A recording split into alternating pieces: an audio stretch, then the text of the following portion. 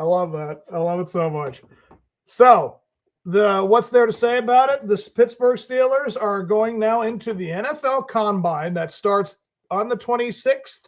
I know it starts today technically, but I saw the schedule and I saw the first group of guys that they're seeing are the linebackers on the 26th. But let's see here. Bring up the schedule here. And I want to bring up the list of invitees. So the positions that we have to focus on primarily are quarterback, wide receiver, cornerback, and defensive line. I think those are the four important names to really get right and see if we can acquire through the draft. If we can't pick up in free agency, I think the most important way to do that is to see who's going to be a realistic option for us at the combine and to see what they come into it. So as far as quarterback's concerned, the four names, I'm only looking at four, and we have to bring him into this conversation no matter what. We already know as Penn State fans, we have to bring Drew Allar in for consideration. The other names I think we need to look at are, let's see, Carson Beck of Miami. I know he's a little older, but he has a lot of good numbers. He's been through a lot of big moments, so it's important to look at guys like that. We got to get Fernando Mendoza out of the picture. We all have to be realistic. That's just never an option. Garrett Nussmeier, I think, is LSU. I think that was a big name. And a lot of people have said that's a possibility we can make a project out of. And naturally, we ended with Ty Simpson of Alabama. I know that we are waiting on Aaron Rodgers again to make a decision this offseason.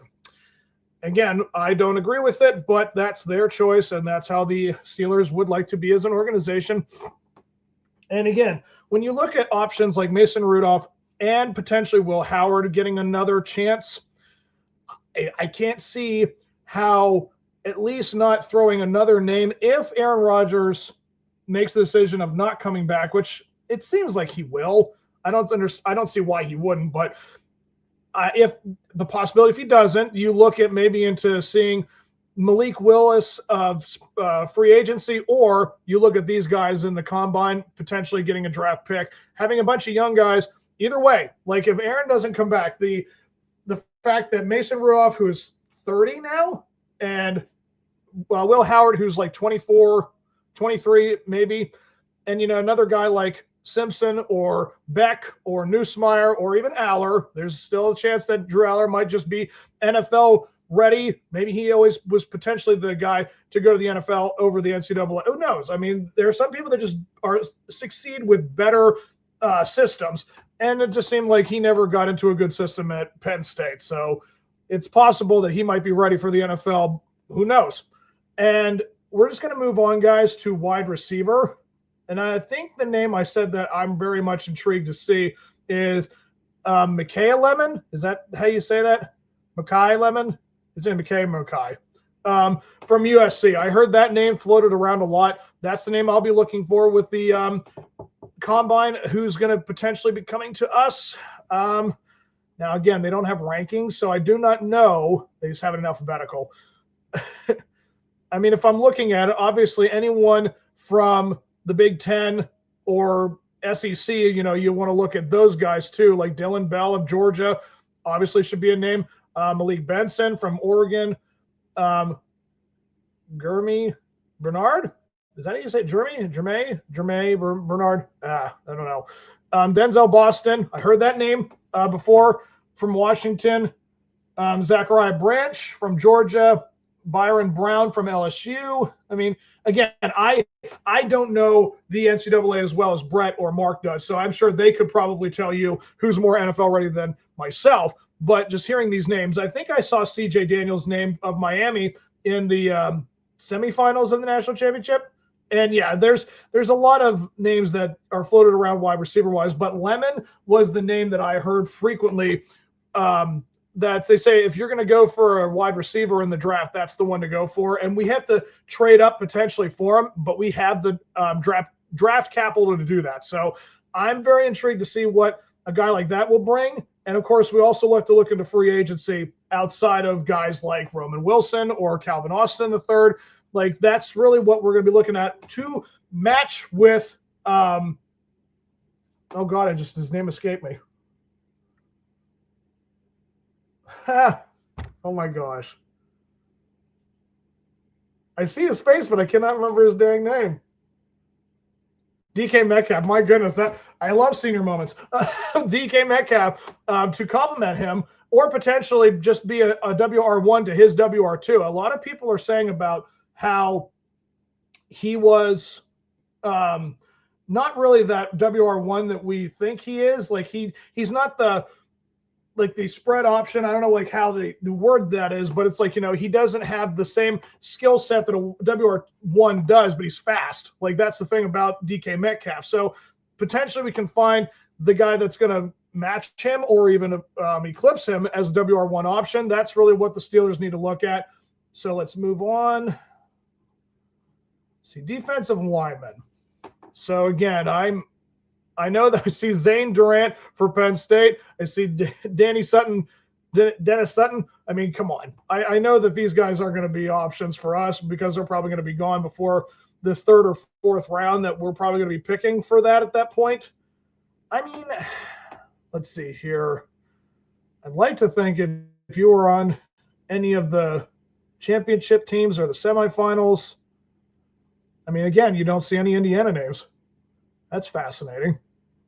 Huh. National championship team does not have a single lineman unless they're that young or they just weren't that skilled at that particular position. Huh.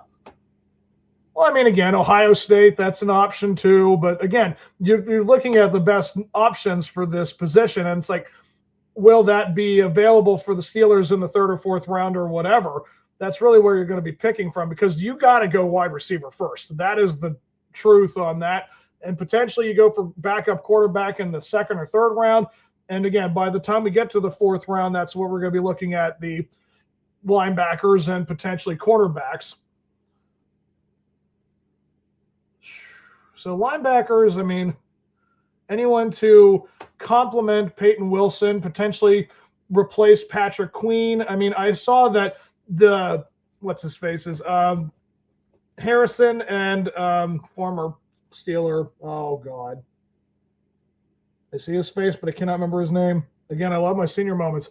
They have their podcast together. I saw that they were talking about guys that need to be traded or cut, and they mentioned Patrick Queen being a cut and replaced. So again, we're looking at seeing who can replace him and be a better option on the line. It's I obviously, again, I'm going to go Big Ten or SEC here. So, I mean, you got Bryce, Boetticher from Oregon. Again, I'm terrible at butcher. I'm sorry if I butcher these names. CJ Allen from Georgia. Aiden Fisher of Indiana. I mean, Eric Gentry from USC. I mean, there's so many things that we could need to look at. And I feel like we got to also make sure that we do enough to split the payments on both sides of the ball. I think that's a very important thing, to get as much things right on offense in terms of the payroll as well as defense. We're the highest paid defense in the NFL. Let's try to move that money on that side of it's just the seesaw is that like that. So we got to kind of even it. So whatever that is, we have to try to find our darndest to get the line right and get the, let's see, defensive backs. No, I'm not looking for them. Specialists. Yeah, so I mean, we're definitely looking at getting a lot of pickups in the draft. I know that I think the best way to do things like offensive line, I don't want to go offensive line again because we've done so many options in these last few years for the line. I don't know if we need to do another second, third round pick at the highest for offensive line. But yeah, I understand that's the way to go with it.